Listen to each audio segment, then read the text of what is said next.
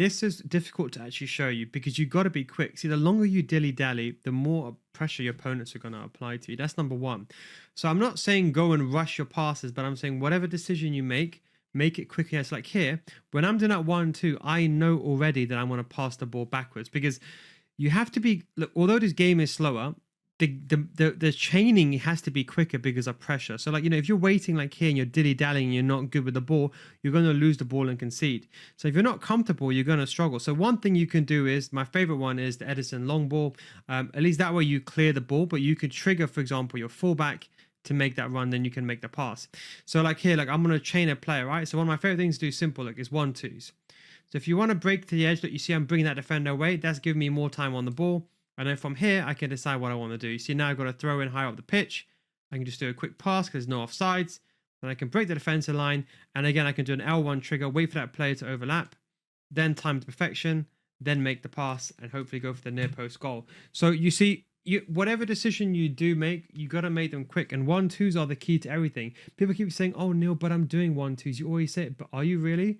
And by the way, do not lose the ball there because when you lose the ball there, you could be in deep, deep danger. Do you want to get better at FC25? Now, before you skip ahead, what if I told you if you join my FC school and you didn't get better after 1 month, I'll refund your money? I can say this because I've been running my FC school for many, many years and thousands of students join and even stay on. We go over complete in-depth gameplay tutorials showing you both the theory of something and the gameplay examples using real-life examples in a structured format that's like a course. The videos are on a systematic learning system teaching you everything from the core mechanics, the basics to the meta so you can get better as a whole with explanations that go beyond the scope of my YouTube channel. FC School has already started with every single tactical layout, focuses, meta cards, and learn the meta before it even becomes the meta. So come join thousands of others in a mature audience community for those looking to get better at FC25, patreon.com/nilguides, or click the link down below. Now, when you join, we already have a library of hundreds of videos, more than my YouTube channel, in fact, with new videos on FC25 getting constantly added so you'll never run out of content. The biggest mistake people do is they spend thousands of dollars on FP points every year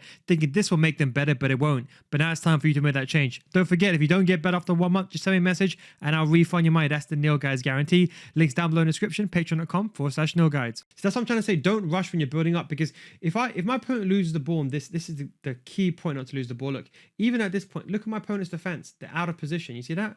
See how Neymar is free down the wing? Those players are out of position. So when you have the ball over here, do not lose the ball. If that means you got to turn back, turn back. There's nothing wrong with turning back. You see that my opponent's lost the ball again here. Look at this. It's a 4v4. I think that player is just about offside, if I'm not mistaken. It is not.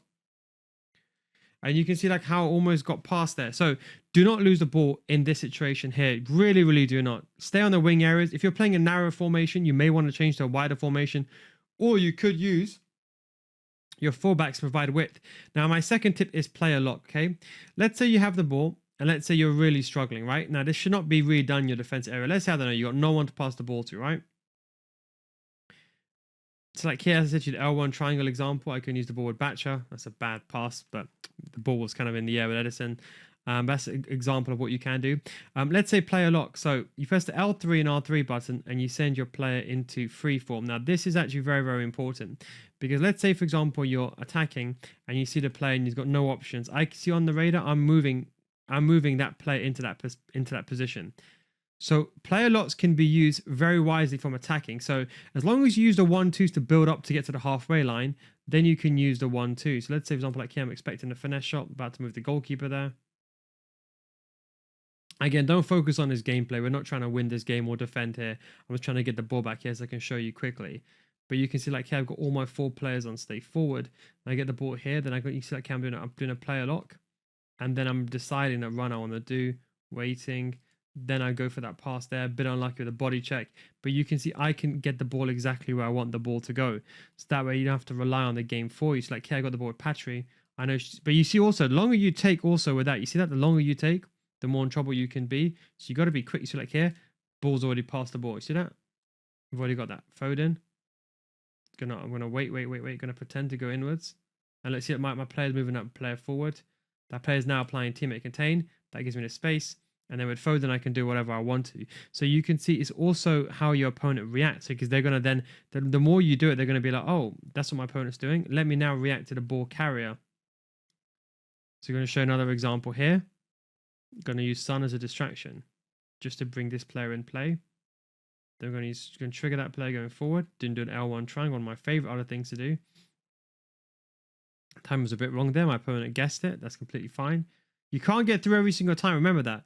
There's no player that gets. It's like a puzzle. You got to figure out, okay, what can I do here? What can I do to get past my opponent? It's all about timing. There's no guaranteed way of getting through. Running back down the wing, just running across here. And we go for the corner. Just going to move the goalkeeper here. Bring someone near post. And goalkeeper probably should have come out for that. Maybe I should move it quicker. But you see, like here, right? I can see in the radar. I can see that the pressure's coming. Not panicking. And again, if you haven't got a choice, you can see, look, that's my outlet. That player is my outlet. So that batcher is my outlet. So you see, I'm going to apply pressure. My opponent lose the ball here. Then deep trouble. Gets the ball back here. Not going to panic. It's the wrong player. Didn't want to switch the ball to that player. Not panicking. So we're going to do first off. So the 1-2. Keep it simple. 1-2. Get the ball around. Okay, now we're moving up slowly up the pitch. We don't need to make the pass now. We can just wait. Lob the ball on top. 1-2. Now I've already guessed what I'm going to do. I'm waiting for Batch to overlap now. That's giving Neymar more space in the middle. Then, for example, like here with Kunde, I can request the ball here. Then get the ball with Son.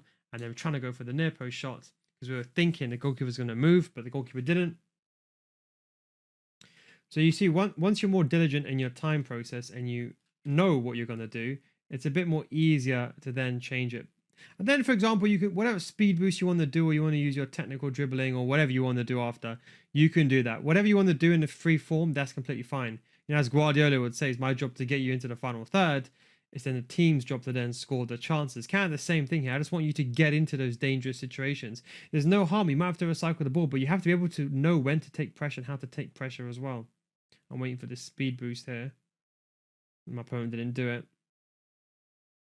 And don't do speed boost inside your own half. Like, seriously, really, really don't.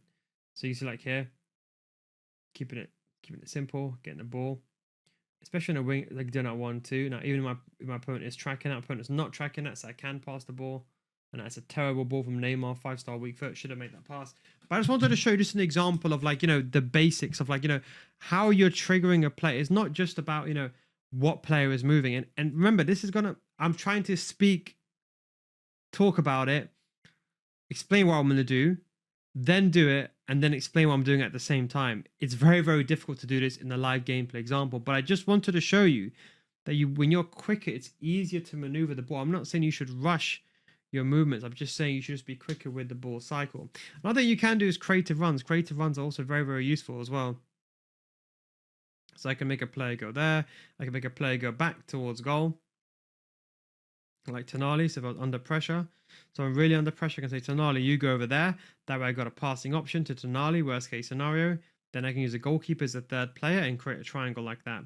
I can say to Patri, I want you to run into that area over there.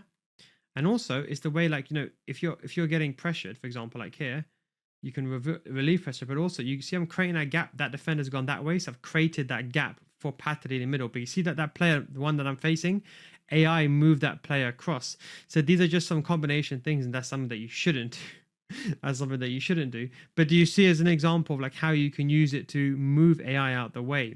So for example, I can say, look, I'm flicking that player down. I'm trying to show you a Neymar example. And this is, it's like, let's say example like here, I'm moving Neymar down, and that's then creating space in the middle for Batcher, right? Then I have this area that I can just force a 2v1. Then I can get through the gap, and it's about timing. And this time we're just going to pretend to go that way, and then we're going to take a shot across goal. I was maybe taking a bluff there. My opponent's going to move the goalkeeper near post, so I'll be in near post every single chance.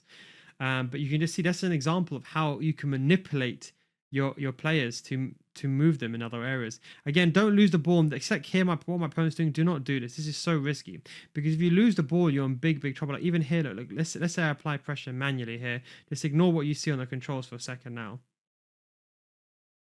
Go for a slide tackle. Almost got BS by the game. So, like, let's say example like here, if I can't make the pass, let's say there's no one in the area, just pass the ball back. Let's bounce it back. But if you don't do something like that, just bounce it back here. Keep the ball safe on the other side. Can I make that pass? No, I can't, but I can still run forward, and I can lob the ball, for example, on the inside. And you can see, look, this is what I'm trying to say. When I'm trying to explain this, I'm taking a long time trying to do it. You want to be quicker. So what will happen is I'm not going to speak now. I'm just going to be like, okay, look, you see roughly what I'm doing.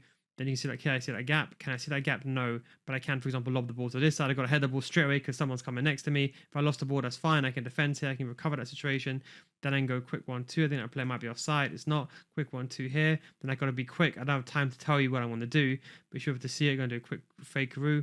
Going to do a 1-2. Get the bottom of Rodrigo. Been unlucky. Covering this defensive area straight away.